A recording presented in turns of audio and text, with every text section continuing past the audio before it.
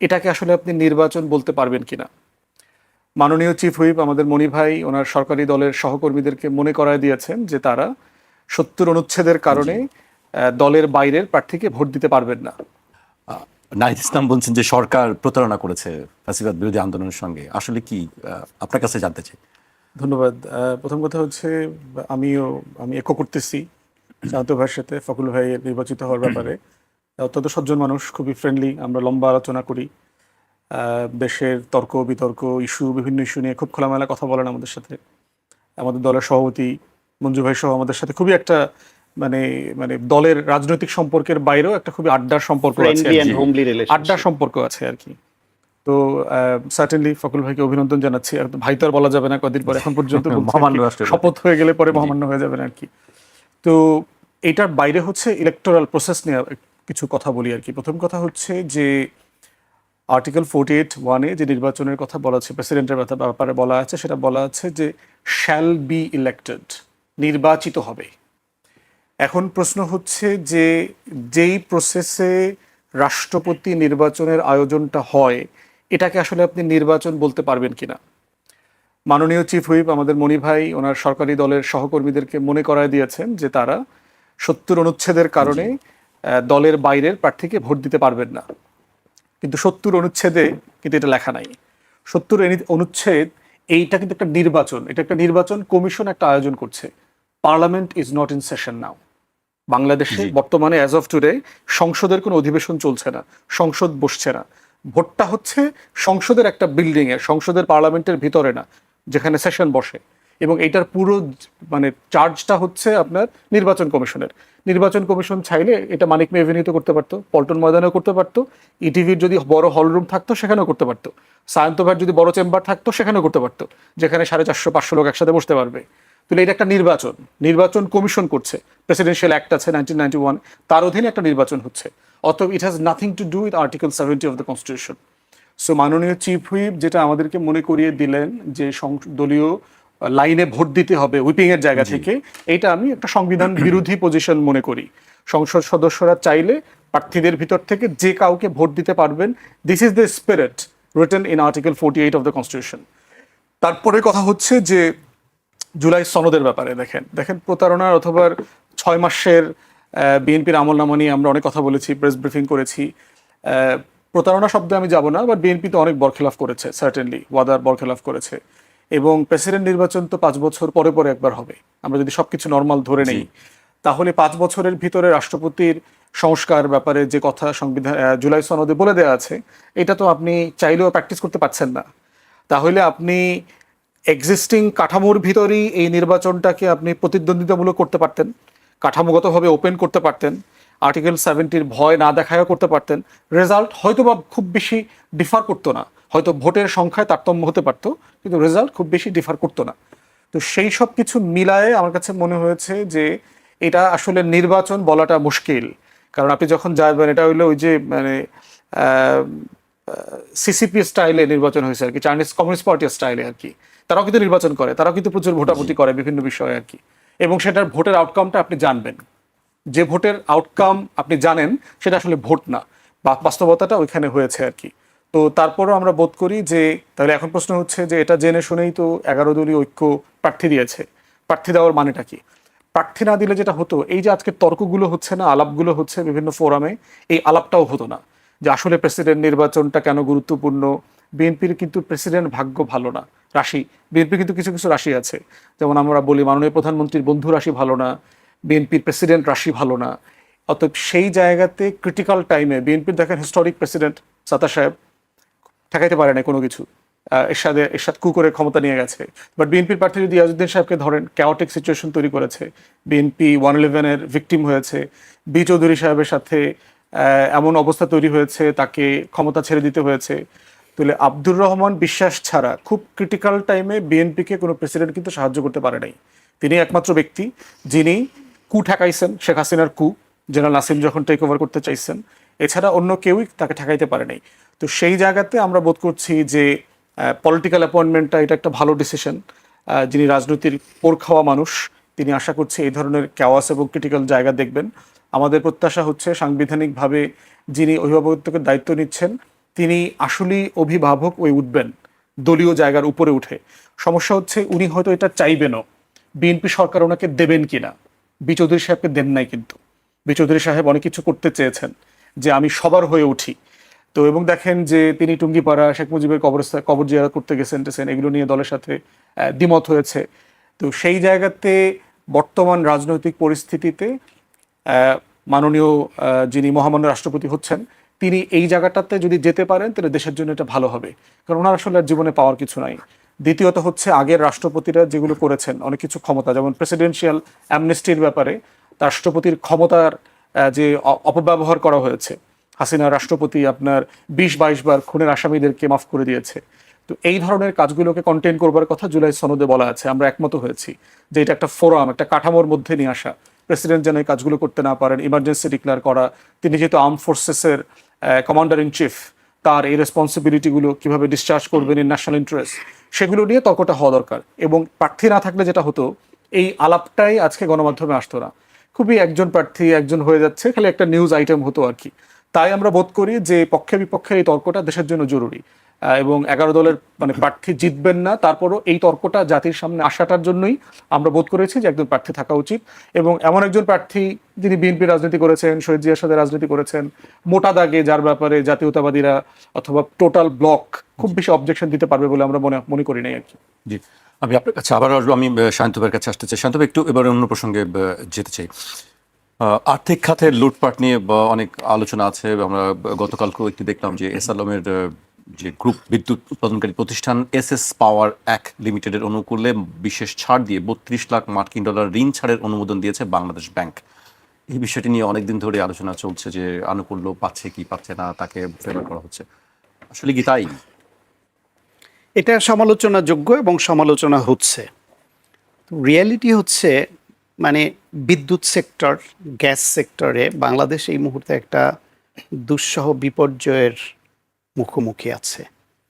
এটা উত্তরণের জন্য নতুন করে কাউকে দায়িত্ব দিয়ে করার মতো মানে খুব দ্রুত পদক্ষেপ নেওয়ার মতো পরিস্থিতি বিবেচনায় নেওয়া কঠিন।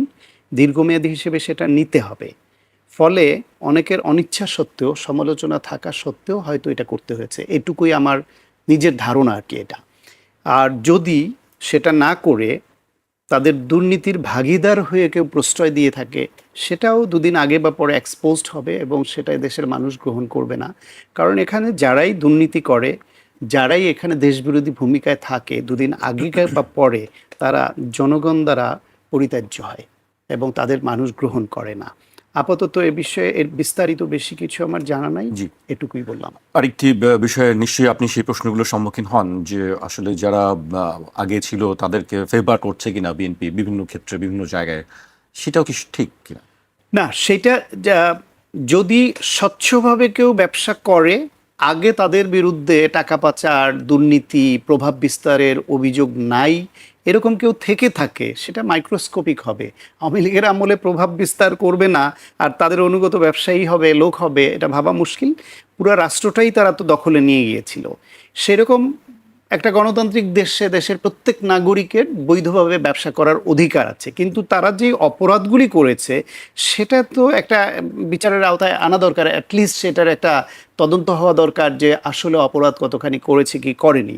যেমন ধরেন কিছুদিন আগেই খুব আলোচনায় এসেছিল জি.কে. শামীম নামে একজন নেতা ছিল যুবলীগের, যখন ওই যে আপনার ক্যাসিনো কেলেঙ্কারি নিয়ে ঘটলো এবং অভিযান চলছিল, তখন যুবলীগের নেতা সম্রাটকে ধরা হলো। তার আগে জি.কে. শামীম তার নিকেতনে তার অফিসে নারী এবং প্রচুর টাকা অস্ত্রসহ তাকে ওইখান থেকে ধরা হলো। সেই জি.কে. শামীম খুবই সমালোচিত, ঘৃণিত অনেকখানি। আমরা টকশোতে তার প্রচুর সমালোচনা করেছি, পত্রিকায় লিখেছি, সব করেছি, বিএনপির তরফ থেকে সমালোচনা হয়েছে। সেই জি.কে. শামীম আবার নতুন মোড়কে এসে এখন কোনো এক কালে সে যুবদল করতো, এইটাকে সামনে এনে যদি উপস্থাপিত হয়, তাকে উপস্থাপন করা হয় এবং রেলের সমস্ত জায়গায় তার প্রতিষ্ঠানের বিজ্ঞাপন দিতে হবে, সেটার জন্য যদি মন্ত্রী সুপারিশ করেন, সেটা সমালোচনার যোগ্য বলেই সমালোচনা হয়েছে। এবং সেটা কতদূর এগিয়েছে পরে আর জানি না, নাকি সেটা ওইখানে স্থগিত হয়েছে। সরকারের কিছু মন্ত্রীদের পরিবারের সদস্যরা যারা বাবা যেই মন্ত্রণালয়ের দায়িত্ব ওই মন্ত্রণালয়, এমনকি অন্যান্য মন্ত্রণালয়ে যে টেন্ডার নিচ্ছেন সেটাও সমালোচনা হচ্ছে, যেমন পাশাপাশি আবার আওয়ামী লীগ আমলে আওয়ামী লীগের সুবিধাভোগী এবং নানান রকম অপরাধের যুক্ত ছিল বলে অভিযোগ আছে, তারাও নতুন করে এরকম ব্যবসায় নানানভাবে ফেরত আসছে। এই যে বিডি ক্লিন নাকি এরকম একটা প্রতিষ্ঠান ছিল, সেটা করে প্রধানমন্ত্রী পর্যন্ত পৌঁছে যায় তাদের কাজ দেওয়ার জন্য। অথচ বিএনপির যদি ধরে নিলাম যে যুবদল, ছাত্রদল, স্বেচ্ছাসেবক দল, এরা তো ভলান্টারিলি কত ক্লিনলিনেস প্রোগ্রাম, পরিচ্ছন্নতা প্রোগ্রাম নিচ্ছে এবং বহু সময় নিয়েছে, বিভিন্ন প্রোগ্রামের পরে উইলিংলি করেছে, ভলান্টিয়ার হিসেবে তারা এসব কাজ করছে। তাদের মধ্য থেকে বাছাই করেও তো এরকম একটা প্রতিষ্ঠানই এতদিনে গড়ে ফেলা যেত। এখন সেই দিকে মনোযোগ না দিয়ে অথবা সরকারি পৃষ্ঠপোষকতা, গণঅভ্যুত্থানের পক্ষের শক্তির মধ্য থেকে এরকম সংগঠন এবং ফোর্স ইমার্জ করুক, সেটাকে নার্সিং না করে যদি আমরা রেডিমেড পেয়েছি এই বিবেচনায় সেই আওয়ামী লীগ ফ্যাসিবাদ আমলের সুবিধাভোগী না শুধু অন্যায়কারী এবং সেই সময় গণবিরোধী ভূমিকায় অবতীর্ণ হওয়া শক্তি, তারাই যদি এখন ওইভাবে আবার এম্পাওয়ার্ড হয়, প্রিভিলেজড হয়, এটা খুব দুঃখজনক। ফলে কোথাও কোথাও কোনো ব্যক্তির কারণে এগুলো হচ্ছে এবং এই সরকারের ধরেন রাফলি 48 জন, আমরা যদি বলি যে 50 জন মন্ত্রী পরিষদের সদস্য আছে, তার মধ্যে 2-4 জনের কারণে এই সমালোচনাগুলো বেশি হচ্ছে এবং 2-4 জনের ভূমিকার কারণে বাকি 46 জনের যে অর্জন সেটাকে খানিকটা ম্লান করে দিচ্ছে। প্রধানমন্ত্রীর যে অর্জন, আপনি দেখবেন IRI এর যে বাংলাদেশ সার্ভে 2026, সেখানে এককভাবে প্রধানমন্ত্রীর যে গ্রহণযোগ্যতা সেটা অনেক ঊর্ধ্বে, আর সরকারের অবস্থান তার অনেকখানি নিচে। গতকাল আরেকটা জরিপ এসেছে, সেই জরিপেও আপনার প্রধানমন্ত্রীর প্রতি যে গ্রহণযোগ্যতা শুধু বিএনপিতেই না, সাধারণ জনগণের মধ্যে না, বিরোধী দলের যে নাম উল্লেখ করে, যেহেতু টেলিফোনে নিয়েছে ফলে পরিচয় উল্লেখ করে যে বলেছে সেভাবে জামায়াত ইসলাম এবং এনসিপি, এমনকি পতিত আওয়ামী লীগ, তাদের মধ্যেও 34% পক্ষে কথা বলছে যে ভালো করছে। ফলে প্রধানমন্ত্রীর যে অর্জন এবং তার মন্ত্রী পরিষদের বা সরকারের সামগ্রিক যে অর্জন, সেখানে এই নেগেটিভিটি তৈরি করছে হাতে গোনা 2-4 জনের জন্য। সেই 2-4 জন যারা এইরকম পতিতদের কাছে টানছে অথবা তাদের পরিবার বিতর্কে জড়িয়ে যাচ্ছে, ইমেজ ক্ষুণ্ণ হচ্ছে, তাদের ব্যাপারে যদি সিদ্ধান্ত নেওয়া না হয়, যদি তাদের ব্যাপারে অভিযোগগুলি মিথ্যা হয়, তাহলে সেটাও সরকারের পক্ষ থেকে ডিফেন্ড করা উচিত, তথ্য প্রমাণ দিয়ে যে এদের বিরুদ্ধে সংবাদ মাধ্যমে বা এই পারসেপশন দাঁড় করানো হচ্ছে, এটা পরিকল্পিতভাবে করা হচ্ছে, এই অভিযোগ আনা হচ্ছে, এই অভিযোগের আসল ঘটনা এই, সেটাও করা হচ্ছে না। না করাতে হচ্ছে কি সংবাদ মাধ্যমগুলির প্রচারণার ফলে এবং ভার্চুয়াল মিডিয়াটা ব্যাপক প্রচার পাওয়াতে সরকারের বিরুদ্ধে এবং ওই ব্যক্তিদের বিরুদ্ধে একটা নেগেটিভ পারসেপশন যেটা তৈরি হচ্ছে, সেটা সরকার এবং প্রধানমন্ত্রীর ঘাড়ে গিয়েও পড়ছে। এই বিষয়ে আমি একটা উদাহরণ প্রায় আমি দেই যে হাওয়া ভবন নিয়ে 111-এর সরকারের 2 বছর এবং শেখ হাসিনা 16.5 বছর খুবই মাইক্রোস্কোপিক্যালি ফাইন্ডিং করেছে, সার্চ করেছে যে কি কি দুর্নীতি পাওয়া যায় সেখানে। প্রধানমন্ত্রী তারেক রহমান, তখন তিনি দলীয় নেতা, তার বিরুদ্ধে বা তার আশপাশের কারোর বিরুদ্ধে বা ওই সরকারের কারোর বিরুদ্ধে ওরকম আমলযোগ্য কোনো দুর্নীতির, হাওয়া ভবন কেন্দ্রিক দুর্নীতির কিছু কিন্তু বের করতে পারেনি। অথচ সেটাকে কেন্দ্র করে যে সংবাদ মাধ্যমগুলো জনমনে যে পারসেপশন তৈরি করেছিল, সেই পারসেপশনের খেসারত কিন্তু বিএনপিকে অনেক দিতে হয়েছে বছরের পর বছর। ফলে পারসেপশনটা খুব গুরুত্বের সঙ্গে নিতে হবে যে যাদের বিরুদ্ধে নেগেটিভ পারসেপশন তৈরি হচ্ছে, কেন এই পারসেপশন হচ্ছে, যদি তার যৌক্তিক ভিত্তি থাকে তাহলে এখনই থামাতে হবে, যদি যৌক্তিক ভিত্তি না থাকে তাহলে এই পারসেপশন তৈরি যাতে হতে না পারে সেই পথ ধরতে হবে। সেই ক্ষেত্রে সরকারের কোনো বিশেষ ভূমিকা চোখে পড়ছে না। জি, আমি আপনার কাছে আবারও আসবো। আমি ফয়েদ ভাইয়ের কাছে আসতে চাই। আজকে সরকারের উচ্চ পর্যায়ে একজন ব্যক্তি মন্তব্য করছেন, পরিস্থিতি উত্তপ্ত করে সংকটকে আরো ঘনীভূত করতে বিরোধী দল কাজ করছে। সংকট কোথায় এবং পরিস্থিতি উত্তপ্ত করছে বিরোধী দলের, এরকম অভিযোগ কি আপনি মানতে রাজি? আমি তো সাহিত্য ভাইয়ের কথা শুনে কনভিন্সড যে প্রত্যেকটা সংকট তো সরকার নিজে তৈরি করছে। তো এটা তো বিরোধী দলের এটা নিয়ে কথা বলা ছাড়া তো কোনো অপশন নাই। তার হাতে ক্ষমতা নাই। কোনো বিরোধী দল তো কোনো মন্ত্রীকে ঘেরাও করছে, কোনো মিনিস্ট্রি ঘেরাও করছে, কোথাও কোথাও বলছে ক্ষমতা থাকতে দিব না, টাইনা হেসরা নামাবো, শান্তিতে থাকতে দিব না, হাসিনা যে কথাগুলো বলতো। বিরোধী দলের একদমই এইসব ব্যাপারে কোনো আগ্রহ নাই। বিরোধী দল যেটা চাচ্ছে, সরকারকে কন্টিনিউয়াসলি মনে করায় দেওয়া যে আপনারা পথ ভুল করছেন, এটা আপনাদের সাথে ওয়াদা ছিল না, আপনি 31 দফা এটা বলছেন, ইলেকশন ম্যানিফেস্টোতে এটা বলেছেন। 2030 সালে ম্যাডামের যে ভিশন 2030 ছিল সেখানে এগুলো বলেছেন, আপনি এগুলো থেকে সরে আসতেছেন। জুলাই সনদে আমরা এটা একমত হয়েছে, আপনি করছেন না। গণভোটের গণরায় বাস্তবায়ন করবার কথা, এটা করছেন না।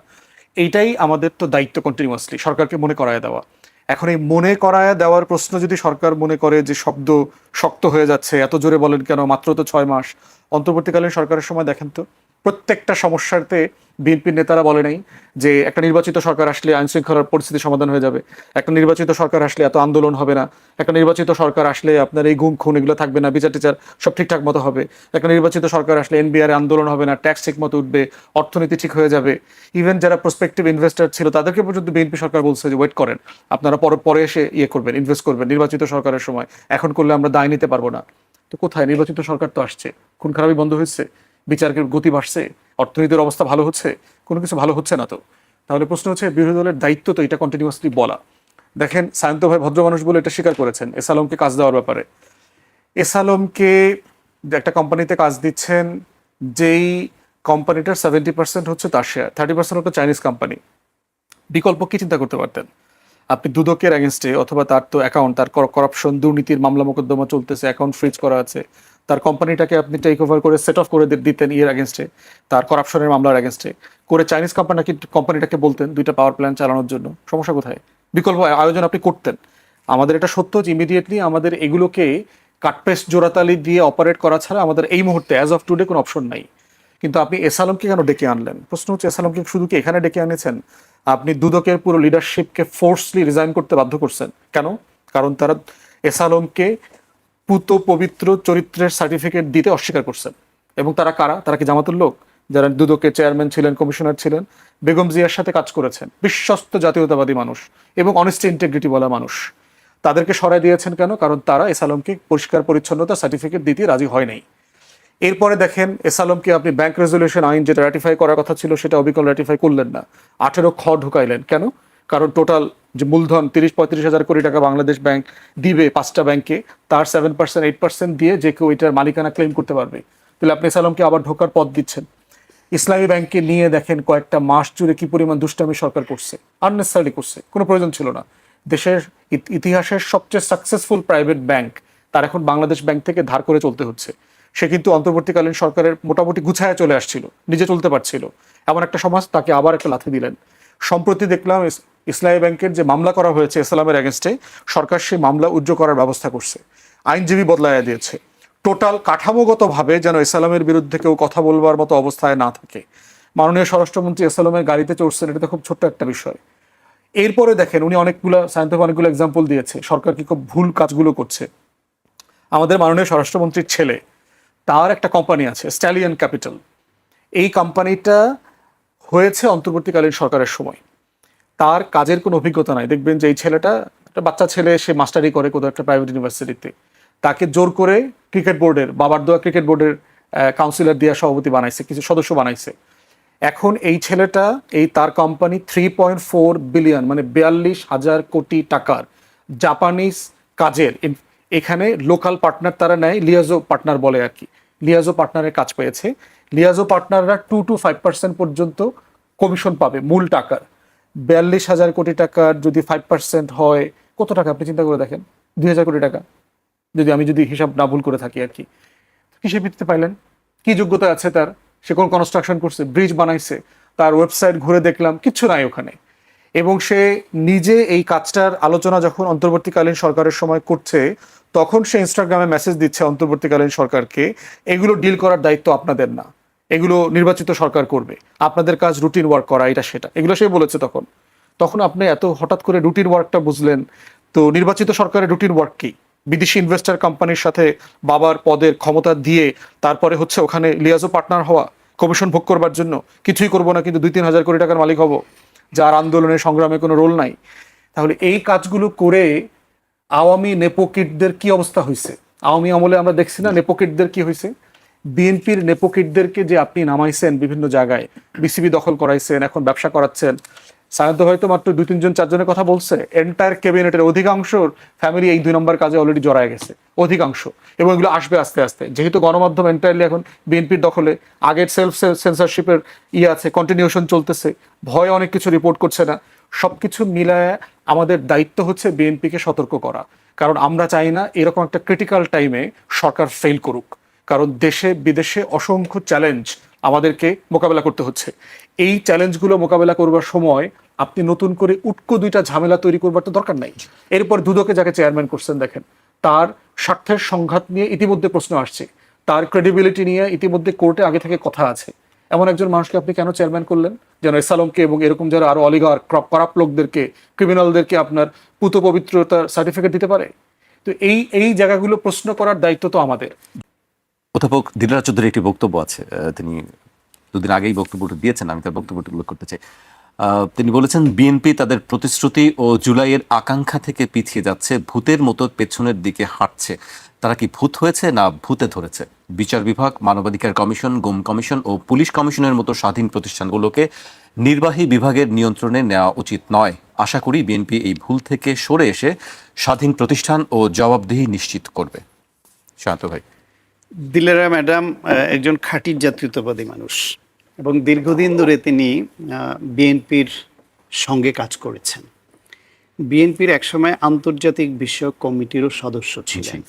ব্যক্তিগতভাবে আমরা অনেকবার কথা বলেছি, বসেছি, জানি। চেয়ারপারসন অ্যাডভাইজার ছিলেন। অ্যাডভাইজার ছিলেন। এখন তিনি আজকে এই দলটি নিয়ে এই মন্তব্য করছেন, কেউ কেউ হয়তো মনে করতে পারেন তিনি বিএনপি বিমুখ হয়েছেন।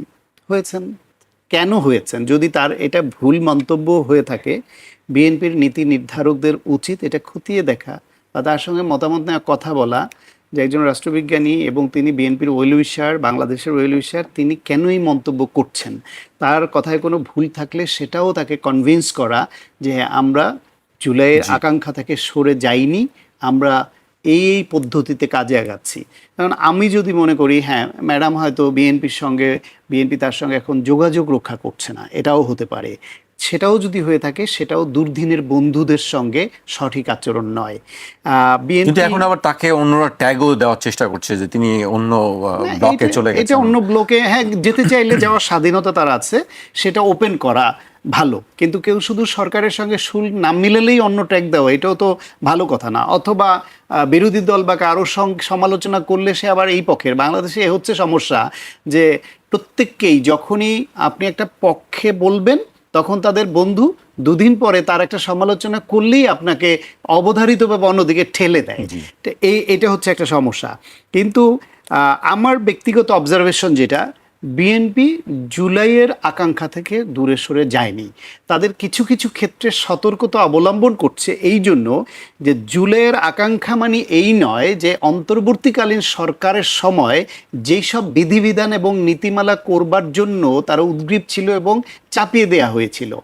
বাংলাদেশের মতো তৃতীয় বিশ্বে চেক অ্যান্ড ব্যালেন্স রেখে যেভাবে রাষ্ট্র পরিচালনা করতে হয়, সেইখানে জুলাই সনদে বা সেখানে নোট অফ ডিসেন্ট যেখানে বিএনপির আছে সেই সব বাদ দিয়ে যেই প্রস্তাবনাগুলো আসছিল, ওগুলো হলে এই সরকারকে একদম হাত পা বেঁধে পানিতে ফেলে দিয়ে বলবে সাঁতার কাটো, এরকম অবস্থা। এবং বাংলাদেশের সরকার স্ট্যাবল হবে না যদি সব ক্ষেত্রেই ওই রকম মানে যেভাবে যেই প্রস্তাবনাগুলা ইন্টারিম গভর্নমেন্টের উপদেষ্টাদের পক্ষ থেকে যেগুলোকে মানে চাপিয়ে দেওয়া হয়েছিল সেগুলো হয়। কিন্তু ধরেন আপনি যেই জুলাই সনদের যেই বিষয়গুলোতে একমত হয়েছে বিএনপি, রাষ্ট্র মেরামতের 31 দফায় যে বিষয়গুলো বিএনপি নিজেই উত্থাপন করেছে, তারা করবে বলে অঙ্গীকার করেছে, তাদের যে ইস্তেহারে যেগুলো অঙ্গীকার করেছে সেইগুলির মধ্যে ইতিমধ্যে অনেকগুলোতে তারা কাজ করেছে। কিছু জায়গায় তারা মানে একটু ভেবে চিন্তে সিদ্ধান্ত নেবে বলে সেইভাবে এগোচ্ছে। এই সংবিধান সংশোধনের জন্য তারা বিশেষ কমিটি করেছে এবং সেই কমিটি এবং স্বরাষ্ট্রমন্ত্রী তো সংবিধান নিয়ে বিএনপির মধ্যে সবচেয়ে বেশি কথা বলছেন এবং আইনমন্ত্রী, এই দুজনে বা সরকারের যে কোনো পর্যায়ে থেকে কথা বললে এখনও তারা বলছেন, অঙ্গীকার করছেন যে জুলাই সনদের তাদের যে অঙ্গীকার তার প্রতিটা জিনিস তারা বাস্তবায়ন করবেন এবং তার লক্ষণও ইতিমধ্যে যে দেখা যায়নি এমন নয়। আপনি দেখেন এই সরকারের মাত্র এই যে 180 দিন অতিবাহিত হলো দুদিন আগে, এর মধ্যে সরকারের তাৎক্ষণিক স্বস্তি দেওয়ার যে বিষয়টা, সেইখানে কোথাও কোথাও তাদের ঘাটতি আছে। বিদ্যুৎ নিয়ে, তেল নিয়ে, গ্যাস নিয়ে, দ্রব্যমূল্য নিয়ে ক্ষেত্র বিশেষে তাদের ঘাটতি আছে এবং এটা নিয়ে তারা চেষ্টা করছে এবং দুঃখ প্রকাশ করছে। কিন্তু আপনি প্রধানমন্ত্রীর রাষ্ট্র পরিচালনার নীতিগত যে পরিবর্তনটা ঘটে গেছে, যে রাষ্ট্রের অপচয় কমানো, সরকারের অপচয় কমানো, জনগণের সম্পদের অপচয় কমানো, জনগণকে কটাক্ষ করে তুচ্ছ-তাচ্ছিল্য করে কথা না বলা, বিরোধী রাজনৈতিক নেতাদের বা দলকে কটাক্ষ করে বা অপদস্থ করে অপমানসূচক শব্দ চয়ন না করা, জেনারেসিটি দেখানো, বিদেশে বহর গিয়ে যে রাষ্ট্রের অপচয় হয় বিভিন্ন উছিলায় সেগুলা বন্ধ করা, পাশাপাশি আপনি ফ্যামিলি কার্ড ধরেন, কৃষক কার্ড ধরেন, হেলথ কার্ড ধরেন, তারপর হচ্ছে গিয়ে যে খাল খনন কর্মসূচি শুরু করা ধরেন, সৌর বিদ্যুতের দিকে মনোযোগ দিয়ে বিনিয়োগ বাড়ানো এবং জাতীয় গ্রিডে যোগ করার দিকে এগিয়ে যাওয়া বলেন, এরকম অসংখ্য ভালো ভালো উদাহরণ তারা সেট করেছে, যেটা সিগনেচার প্রোগ্রাম। আর দীর্ঘমেয়াদী প্রোগ্রামে তারা ইতিমধ্যে গুম প্রতিরোধ ও বিচার বিষয়ক একটা আইন তারা মন্ত্রিপরিষদে পাশ করেছেন। সেটা নিয়ে কিছুটা সমালোচনা বিরোধী দলের পক্ষ থেকে বিভিন্ন ক্ষেত্রে আছে, যে তদন্তভার পুলিশের হাতে আছে কেন, এটার একটা চেক অ্যান্ড ব্যালেন্স দরকার। সেটা যৌক্তিক হলে সেটারও সংশোধন সম্ভব, কিন্তু এই সরকার যেহেতু গুম খুন করার মতো সরকার নয়, সেই হিসেবে এটা চালু হোক আইনটা। যদি কোথাও ব্যত্যয় দেখা যায় সমালোচনা হবে, চাপ প্রয়োগ হবে, পরিবর্তন হবে, সংশোধন হবে। তারা জুলাই স্মৃতিঘর জাদুঘর নিয়ে সমালোচনা ছিল, সেটাও কিন্তু এটা পরিপূর্ণভাবে সেটা উদ্বোধন করা হলো। অন্যান্য যে আইনগুলি যেগুলো 13টি অধ্যাদেশ যেগুলো বাতিল করেছিল, সেগুলোর মধ্যেও বিএনপি একটি নির্বাচিত সরকার, তারা ইন্টারিমের মতো অত অ্যাডহক ভিত্তিতে আইন করতে পারবে না। তাদেরকে রাষ্ট্রের বিভিন্ন স্টেক হোল্ডারের মতামত নিয়ে রাজনৈতিকভাবে আইন বিবেচনায় নিতে হবে। এবং সেইখানে ভালো হতো যদি বিশেষ কমিটিতে বিরোধী দল সদস্য দিত। আপনি যে পরিষদ করতে চেয়েছিলেন, সংস্কার বাস্তবায়ন পরিষদ, সেখানে 300 আসনের মধ্যে তো 2/3 বিএনপি হতো। সেটাকে আপনি ছোট করে আনেন, রেশিও অনুসারে 15 সদস্যের কমিটি হলে সেখানে সেই রেশিও অনুসারে আপনি 5টা পাচ্ছেন, আপনি 5টা গিয়ে ওখানে ফাইট দেন, লজিক্যালি সেটা তুলে ধরেন। এবং যেহেতু তারা বলছে অক্ষরে অক্ষরে জুলাই সনদ পালন করবে, সেটা যদি না করে সেখানে আপনার সেটা এক্সপোজ করেন জনগণের কাছে। আর একটা বিষয় হলো সময়ও দিতে হবে। একটা কর্মযজ্ঞ নিয়ে সরকারকে 23 লক্ষ কোটি টাকার ঋণ কাঁধে নিয়ে সরকার পরিচালনা আসতে হয়েছে। দেশটার সাংবিধানিক প্রতিষ্ঠানগুলো ধ্বংস করা হয়েছে, মানুষের মরালিটি ধ্বংস করা হয়েছে, অর্থনৈতিকভাবে পঙ্গু করে দেওয়া হয়েছে। সেই রকম একটা সমস্যা সংকুল দেশ, যেখানে একদিকে আপনার বাজেট দিতে চাইলে আর একদিকে শর্ট পড়ে। ফলে এদের সমন্বিতভাবে তাৎক্ষণিক স্বস্তি এবং দীর্ঘমেয়াদী উন্নয়ন, এই পরিকল্পনা নিয়ে সরকারকে এগিয়ে যেতে হবে। এবং কোথাও কোথাও ঘাটতি থাকলে সেটা স্বীকার করতে হবে, জনগণের সহানুভূতি চাইতে হবে, সমর্থন চাইতে হবে। সেই দিকটায় কোথাও সরকারের ঘাটতি থাকলে সেটা হয়তো ভেবে দেখবে। অবশ্যই আমি শাহিদ কাছে আসবো আবারও। আমি ব্যারিস্টার আসাদুজ্জামান ফুয়াদের কাছে আসতে চাই। ফুয়াদ ভাই, আজকে আপনাদের একটি প্রোগ্রাম ছিল, ওষুধের বিষয়ে গত বেশ কয়েকদিন ধরে আপনারা কথা বলছেন, কি আসলে বিষয়টি? সরকার আপনার গত 3 তারিখে অন্তর্বর্তীকালীন সরকারের 2টো অধ্যাদেশ ওষুধ কেন্দ্রিক, এটা তারা বাতিল করে দিয়েছে। একটা হচ্ছে যে এসেনশিয়াল ড্রাগসের ব্যাপারে, মানে অত্যাবশ্যকীয় ওষুধের তালিকা, এবং আরেকটা হচ্ছে মূল্য নির্ধারণ। এই 2টা বিষয়ে 2টা পরিপত্র ছিল অন্তর্বর্তীকালীন সরকারের, যেটা বাতিল করে দিয়েছে খুবই একটা টেকনিক্যাল কারণে। যেটা ওষুধ এবং কসমেটিক্স আইন যেটা 2023 আছে, ওটাতে বলা আছে একটা উপদেষ্টা পরিষদের পরামর্শ নিতে হবে। যখন এই কাজটা করেছে অন্তর্বর্তীকালীন সরকার, তখন উপদেষ্টা পরিষদ ছিল না। তো উপদেষ্টা পরিষদ যদি না থাকে, তার পরামর্শ নেবার কোনো দায়িত্ব আইনগতভাবে তৈরি হয় না। ওই আইনে 30 ধারাতে সরকার এই এম্পাওয়ার করা আছে, এটা করবেন। এবং দুঃখজনক জায়গাটা কোথায় দেখেন, এই পুরো কাজটা যে জনগণের ক্রয় ক্ষমতার মধ্যে সীমার ভিতরে গরিব মানুষের কথা বিবেচনা করে এই কাজটা করা, এটা WHO করে। আমার সায়ন্ত ভাই প্রফেশনাল মানুষ, উনি জানবেন। WHO নিজস্ব 400+ ওষুধের একটা এসেনশিয়াল ড্রাগসের তালিকা আছে। এইটার প্রথম কাজ বাংলাদেশে শুরু করেন শহীদ প্রেসিডেন্ট জিয়াউর রহমান 79 সালে। তখন তার যে স্বাস্থ্যমন্ত্রী ছিল কর্নেল MM হক, ওনাকে দিয়ে একটা খসড়া প্রস্তাব করেন। বাট প্রেসিডেন্ট শহীদ হয়ে যাওয়ার কারণে কাজটা শেষ হয়নি। 82 সালে গিয়ে এই কাজটা সম্পূর্ণ হয়। ডাক্তার জাফরুল্লাহ চৌধুরী খুবই প্রমিনেন্ট রোল প্লে করেন, প্রফেসর নুরুল ইসলাম সাহেব এবং এরশাদও এটাকে খুব সাপোর্ট করেছেন। এবং আমাদের ওষুধ কোম্পানির টোটাল বিজনেসটা কিন্তু বিদেশিদের হাতে ছিল তখন। 70-80 দশকে 8টা বড় বিদেশি কোম্পানি ছিল, যারাই আমাদের ওষুধের মার্কেট নিয়ন্ত্রণ করত। তখন সরকার দেখেছে 70-80 দশকে যে 4000-এর উপরে ওষুধ নিবন্ধিত আছে। সরকারের কমিটি ফাইন্ড আউট করলো যে এর ভিতরে আপনার 1700+ ওষুধ অকেজ, ক্ষতিকর, কার্যকর না, প্রয়োজন নাই এরকম, কিন্তু মার্কেটে চলতেছে, বিক্রি করছে। ওই যে আমাদের সায়ন্ত ভাই মাফ করবেন, ডাক্তার সাহেবদেরকে একটু চা রুটির টাকা পয়সা দিয়ে টিয়ে ওনাদেরকে কমিশন টমিশন কিছু বকরা দিয়ে ওনাদের লিখে টিখে দেয় এগুলো। তো এগুলো চিহ্নিত করা হয়েছে, বাতিল করা হলো, এবং 56-57টা জেনেরিক ওষুধের তালিকা করা হয়েছে। এটাকে দ্বিতীয় বিএনপির সরকার 94-তে এসে তারা একটা প্রজ্ঞাপন জারি করে 117টা ওষুধের, যে এটা এসেনশিয়াল ড্রাগস এবং একটা মিনিমাম প্রাইস সরকার ঠিক করে দেবে, এর বেশি বাইরে দামে বিক্রি করা যাবে না। এইটা যেহেতু 32 বছর আগের, এইটা সায়ন্ত ভাই বুঝবেন যে টেকনিক্যাল কারণেই অন্তর্বর্তীকালীন সরকার দেখেছে যে এই 17টা ওষুধের 30-32টা ছাড়া বাকিটা প্রায় অকার্যকর হয়ে গেছে, কারণ উৎপাদনই নেই। নতুন জেনারিক আসে, মানে আমি তো টেকনিক্যাল ভাষা এত সুন্দর করে বলতে পারবো না, নতুন আসে, জেনারিক নতুন ওষুধ আসে, কাছাকাছি ভালো মেডিসিন আসছে, ওগুলো নাই এখন আর। সো আপনার এই সিস্টেমটা তো আপডেট করতে হবে, কার্যকর করতে হবে আর কি। তো সেই কাজটা খুবই সাহসিকতার সাথে অন্তর্বর্তীকালীন সরকার করেছে, যে অত্যাবশ্যকীয় ওষুধের একটা তালিকা যেটা 297 এবং তার মূল্যটা সরকার নিয়ন্ত্রণ করে দেবে, এবং যেটা সবচেয়ে ভালো ফার্স্ট লাইনার্স বলে ওইটাই প্রেসক্রিপশন করতে বাধ্য থাকবে ডাক্তাররা। তাহলে পুরো জিনিসটা করা হয়েছে আমার গরিব মানুষগুলোকে সামনে রেখে। বিএনপি সরকারের নেতৃত্বে এই কাজগুলো শুরু হয়েছিল, তারাই এই কাজগুলোকে এগিয়ে নিয়ে গেছে। কিন্তু এটা খুবই দুঃখজনক যে বিএনপি সবার আগে বাংলাদেশ এবি পার্টির স্লোগান ছিল, কিন্তু এটা বাই দ্য ওয়ে এটাকে নিয়ে তারা এখন মার্কেটিং করছেন, এই কাজটাতে সেটা মনে হয়নি। কারা এটাকে ওয়েলকাম করেছে দেখেন, শিল্প মালিক সমিতি, এবং তার নেতৃত্বে কারা আছেন, এই সরকারের ভাই ব্রাদাররা, মন্ত্রীদের ভাই ব্রাদাররা আছেন, সায়ন্ত ভাই সবাইকে চেনেন আর কি। তাহলে এইটা কাজ করবার মধ্য দিয়ে সরকার পরিষ্কারভাবে জনগণের বিপক্ষে অবস্থান নিয়েছেন, এবং এটা কোনোভাবে গ্রহণযোগ্য হতে পারে না। আমাদের যে লড়াই কালেকটিভ, সরকারের ওষুধ মালিক সমিতি যেটা সরকারের সাথে নেগোশিয়েট করা দরকার সেটা হচ্ছে এলডিসি যদি হয়। এলডিসি এই যে হাসিনা যেটা শুরু করে দিয়েছে, আমাদেরকে জোর করে মিথ্যা ডাটার উপরে ভর করায়া মধ্যম আয়ের দেশ বানাবে, তখন এই ওষুধের কোম্পানিগুলোর কিন্তু ভারতের ওষুধ বেচতে হবে, চীনের ওষুধ বেচতে হবে। কারণ তিনি এই যে generic medicine lower development country হওয়ার কারণে আপনাকে তো পেটেন্ট দিতে হয় না। এর মানে হচ্ছে যে আমি আমেরিকাতে উৎপাদিত অথবা আবিষ্কৃত একটা ওষুধ গরিবদের সবার কারণে নকল করে বানাইতে পারবো, এটার আইনি ব্যাখ্যাটা হলো তাই আর কি। এবং আমাদের অধিকাংশ ওষুধ অলমোস্ট এন্টায়ারলি হচ্ছে ইউরোপিয়ান পশ্চিমা দেশের পেটেন্ট করা। তা আপনি যখনই এলডিসি গ্র্যাজুয়েশন হয়ে যাবে, আপনি সস্তায় ওষুধ বানাইতে পারবেন না। ইকুয়ালি র ম্যাটেরিয়ালসের নিয়ন্ত্রণ আপনার কাছে নাই, ভারতের কাছে, চায়নার কাছে, ইউরোপের কাছে। সো আপনার টোটাল মার্কেট সেক্টর ফল করবে।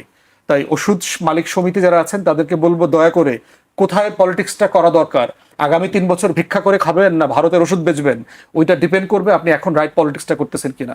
জনগণের বিপক্ষে দাঁড়ায় না, রাইট জায়গাতে পলিটিক্সটা করেন, আপনার ব্যবসা করবার, লাভ করবার সুযোগ আছে। কারণ যারা মানে মূল্য যারা ঠিক করবেন, তারা তো মালিক পক্ষের সাথে কথা না বলে ঠিক করবেন না, শুধু প্রফিট মার্জিন তারা কমাবেন। আপনি হিসাব করে দেবেন যে আমার র ম্যাটেরিয়াল আনতে এত টাকা খরচ হয়েছে, ম্যানেজমেন্ট কস্ট এত, প্লাস হচ্ছে আমার এত পরিমাণ লাভ করতে হবে। তো এইটা আমরা চাই যে সরকার এই ভুল সিদ্ধান্ত থেকে ফিরে আসুক, জনগণের পক্ষে দাঁড়াক।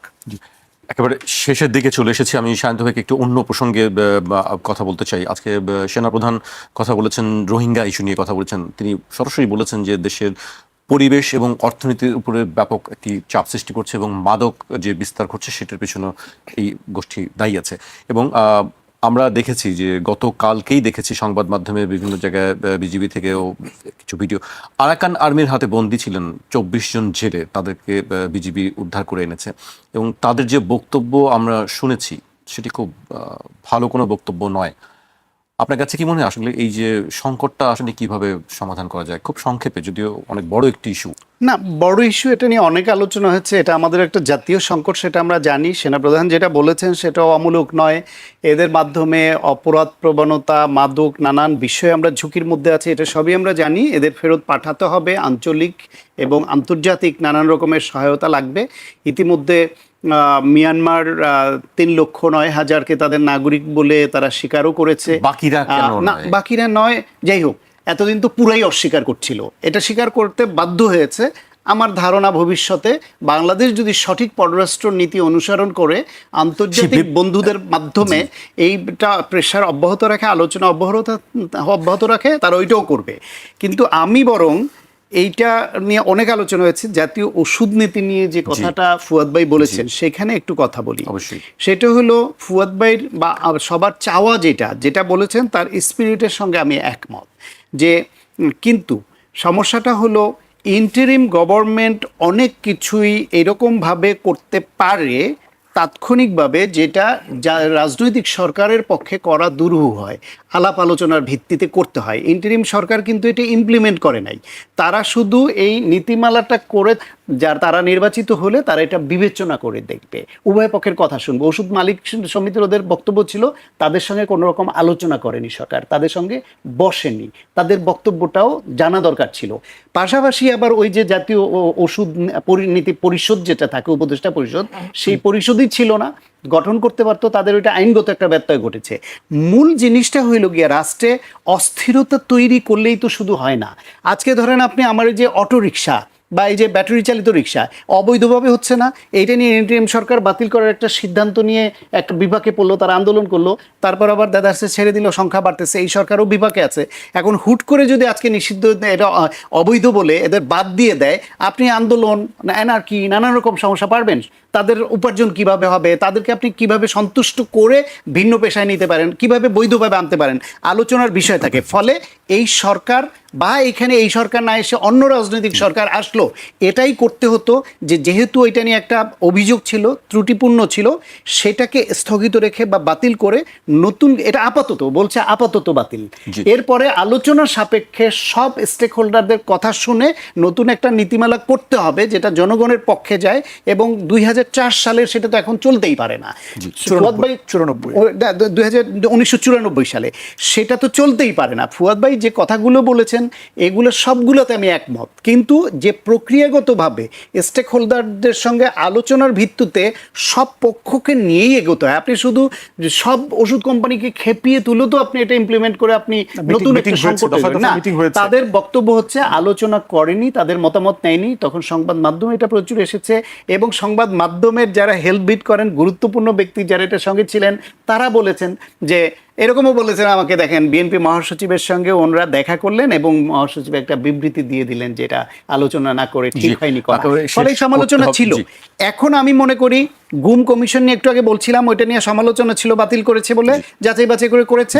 এই ওষুধ নীতি এবং অত্যাবশ্যকীয় ওষুধের যে মূল্য নির্ধারণ, এইটাও সরকারকে এই ওষুধ উৎপাদনকারী এদের সঙ্গে আলোচনায় করে তাদেরকে বুঝিয়ে যৌক্তিক পর্যায়ে এনে জনগণের পক্ষে সবাইকে দাঁড়াতে হবে। শান্ত ভাই, আমি শেষ করব, আমি ব্যারিস্টার আসাদুজ্জামান ফুয়াদকে দিয়ে শেষ করতে চাই। মিয়ানমার সরকার যে বিবৃতিটা দিয়েছে সম্প্রতি, যে তারা 3 লাখ এর বেশি নিয়ে যাবে, এই বিবৃতির কারণে কি আসলে এই পরিস্থিতি কি সামনে আরো সংকটময় অবস্থায় পড়বে কি বলে মনে করেন আপনি? প্রশ্ন হচ্ছে যে এই ধরনের কথাবার্তা আকপিচ করা তো মিয়ানমার সরকার অনেকবার করেছে, কিন্তু খুব বেশি লাভ হয়নি। হ্যাঁ, আমরা 40,000 নিব, তারা লোক পাঠাইছে, তালিকা করেছে, 1 লাখ নিব, তো 2 লাখ নেওয়ার প্রতিশ্রুতি দিয়েছে। এই ধরনের পিংপং গেম আসলে মিয়ানমার বহুবার করেছে। নীতিগতভাবে আমি মনে করি যে সরকারকে শহীদ জিয়াউর রহমানের অফেন্সিভ মেজারমেন্টে যাইতে হবে কোনো না কোনো ফর্মে। ডিপ্লোম্যাটিক যে ভদ্রতা দিয়ে মিয়ানমারকে ডিল করবার চেষ্টা করা হচ্ছে, এটা খুব ওয়ার্ক করতেছে না। এখানে এমন একটা জায়গাতে আসতে হবে যে মিয়ানমার নিতে বাধ্য হবে। এরকম জায়গাতে না আসলে পরে আপনার খুব বেশি লাভ হচ্ছে বলে আমি মনে করি না। এবং সেনাপ্রধান যেটা বলেছেন যে মানে এত ছোট ক্যানভাসে দেখার সুযোগ নাই, এটা ন্যাশনাল সিকিউরিটি থ্রেট, আসলে জাতীয় নিরাপত্তা হুমকি হয়ে গেছে। এই বিশাল জনগোষ্ঠী আপনি আসলে দীর্ঘ মেয়াদে এক জায়গাতে রেখে, যার কাজ নাই, লেখাপড়া নাই, পেশা নাই, আয় রুজি নাই, এরকম একটা বাস্তবতায় তাকে আপনি আসলে রাখতে পারবেন। আরাকান আর্মি কি বলছে, তারা কি চায় আসলে? আমাদের জেলেদেরকে কিছুদিন পর পরই তারা ধরে নিয়ে যায়, বলা হচ্ছে বাংলাদেশ সরকারের সিরিয়াস ঘাটতি আছে এখানে। আপনি দেখেন যে মিয়ানমারের অবৈধ জেলেদেরকেও তো বাংলাদেশ ধরার পর কিভাবে ফেরত দেয়, কোনো এক্সচেঞ্জ হয় কিনা। মিয়ানমারেতে মানে আপনার প্রিজনার হিসাবে কিন্তু হাজার হাজার বাংলাদেশি জেলেরা আছেন, কিন্তু আপনি যখন রিটার্ন করেন, আপনার মনে আছে কিনা অন্তর্বর্তীকালীন সরকারের সময় দেখেছি যে আরাকান আর্মির অ্যাটাক থেকে বাঁচার জন্য হাজার হাজার মিয়ানমার সরকারি কর্মকর্তা, চেকপোস্টের লোক, আয়করের লোক, ট্যাক্সের লোক, পুলিশের লোক বাংলাদেশে ফিরে আসছিল। নৌকা ভরে ভরে, জাহাজ ভরে ভরে বারবার ফেরত দেওয়া হয়েছে। কাউকে জিজ্ঞাসাবাদ করেছেন what's going on in the country? আপনাদেরকে জিজ্ঞাসাবাদ করবেন না, তথ্য নেবার চেষ্টা করবেন না, আপনি এটার সাথে বন্দি বিনিময় করবেন না যে আমি হাজার হাজার লোককে ফেরত দিচ্ছি, আমার যারা 5,000 আছে, 6,000 আছে, তুমি আমাদের সবাইকে ফেরত দিতে হবে। কোনো কিছু করেছে? কোনো কিছু করে নাই। তাহলে বাংলাদেশের এই যে নেগোশিয়েট করবার ঘাটতি আমরা সব জায়গায় দেখতে পাচ্ছি, সেটা বিনিয়োগে হোক, সেটা রোহিঙ্গাতে হোক, পানির ব্যাপারে হোক, আন্তর্জাতিক চুক্তি করবার ব্যাপারে হোক, ট্রেডে হোক। তো এই জায়গাতে আমি বোধ করি যে ন্যাশনাল সিকিউরিটি কনসার্নের জায়গা থেকে এটাকে কালেকটিভলি মোটা ক্যানভাসে, বড় ক্যানভাসে দেখা দরকার। রাষ্ট্রপতি নির্বাচিত হয়েছেন মির্জা ফখরুল ইসলাম আলমগীর। আজকে দিনভরই এই বিষয়গুলো নিয়ে গণমাধ্যমে ব্যাপক আলোচনা ছিল, যদি সবারই আগে থেকেই জানা ছিল যে আসলে কে রাষ্ট্রপতি হচ্ছেন। নির্বাচনের আগে স্বরাষ্ট্রমন্ত্রী সালাউদ্দিন আহমদ সাংবাদিকদের সঙ্গে কথা বলেছেন, নাহিদ ইসলাম তিনিও তার বক্তব্য দিয়েছেন। আমি তাদের বক্তব্য একটু উল্লেখ করতে চাই আলোচনা যাবার আগে। স্বরাষ্ট্রমন্ত্রী সালাউদ্দিন আহমদ বলেছেন, সংবিধান সংশোধন সংক্রান্ত কমিটিতে বিরোধী দল এখনও যোগ দেয়নি, তবে পরবর্তী রাষ্ট্রপতি নির্বাচন সংবিধানের সংশোধিত ৭০ অনুচ্ছেদের ভিত্তিতেই অনুষ্ঠিত হবে। তিনি বলেন, রাষ্ট্রপতি নির্বাচনের আগে সংবিধানের ৭০ অনুচ্ছেদে প্রয়োজনীয় পরিবর্তন আনা হবে। সরকার গণভোটের রায়ের সাথে প্রতারণা করেছে উল্লেখ করে নাহিদ ইসলাম বলেছেন, সরকার আমাদের যাবতীয় ফ্যাসিবাদ বিরোধী আন্দোলনের সাথে প্রতারণা করেছে। তারা সারা দেশে দলীয়করণ করছে। প্রশাসনের সব জায়গায় এবং রাষ্ট্রপতি নির্বাচনেও এক প্রকার দলীয়করণের মাধ্যমে দলীয় প্রার্থী দিয়ে প্রধানমন্ত্রী নিজেই রাষ্ট্রপতিকে নির্বাচিত করছেন, যেখানে স্বাধীনভাবে কোনো ভোট দেওয়ার সুযোগ নেই। তারা নিজেরাই বলে দিচ্ছে, ফলে তারা গণতন্ত্রের পক্ষে আছে বলে আমরা মনে করছি না। শান্ত ভাই, আপনি দুজনের বক্তব্য শুনলেন। ৭০ অনুচ্ছেদ নিয়ে ব্যাপক আলোচনা আছে। প্রথমেই আমি অভিনন্দন জানাই এই মুহূর্তে বাংলাদেশ